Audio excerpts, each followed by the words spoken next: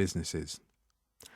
Extreme fatigue, joint pain, memory loss and paralysis. Some of the symptoms of Lyme disease, which you can get from being bitten by an infected tick. It's a growing problem here in the UK, but it's reaching epidemic proportions in France, where there are 33,000 official cases a year. The situation has become so bad that the French authorities have launched an action plan to fight it. John Lawrenson reports from the village of Foucherolles in central France. A nurse arrives at the home of the Gélès family. Their eldest, 12-year-old Constantine, has Lyme disease and must take antibiotics for a year, this month intravenously.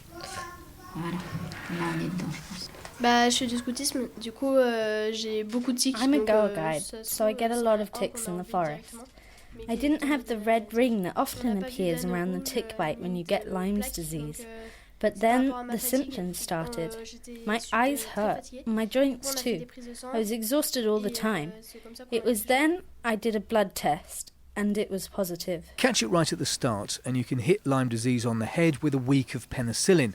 But as Constantine's story shows, getting the right diagnosis is not easy. There are probably very many people who have the disease and do not know it. And for many that do is the fear of what this disease in its worst form can bring. This is Constantine's father, Philippe. For my wife, it's really hard. She's afraid. She's afraid that there could be long-term effects for your child. Yeah, especially neurological effects. She has friends who were touched by this disease. And it went badly? Really badly. They get handicapped.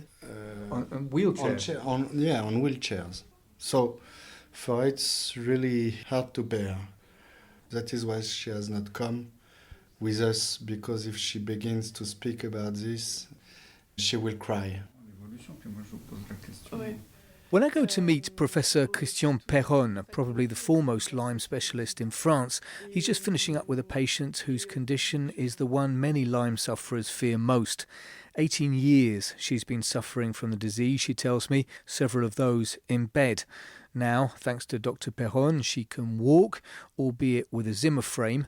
This woman's disease was never picked up by the blood test that many doctors say is unreliable. For many years she was told she had a mental problem. Says Dr Perronne, she's not alone.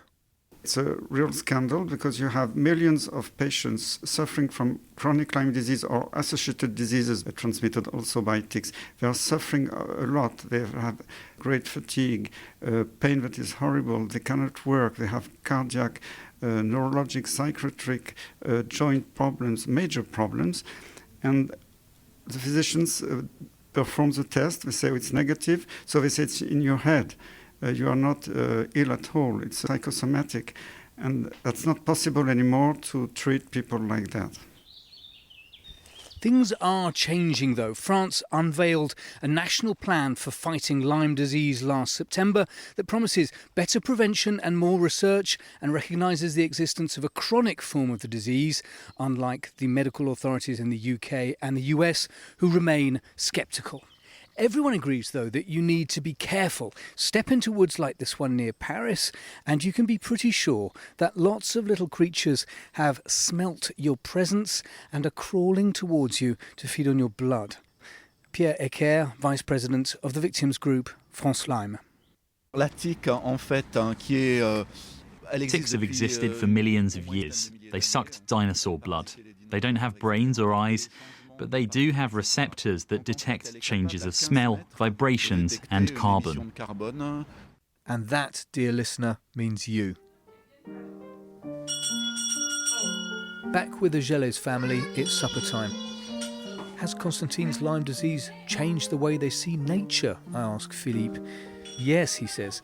Now when they go for walks, it's long trousers tucked into socks and tick repellent sprayed around the ankles. And they're thinking of ending one family tradition. Because they won't change their uniform, they're thinking of pulling all their children out of the guides and the scouts. And that report was from John Lawrenson.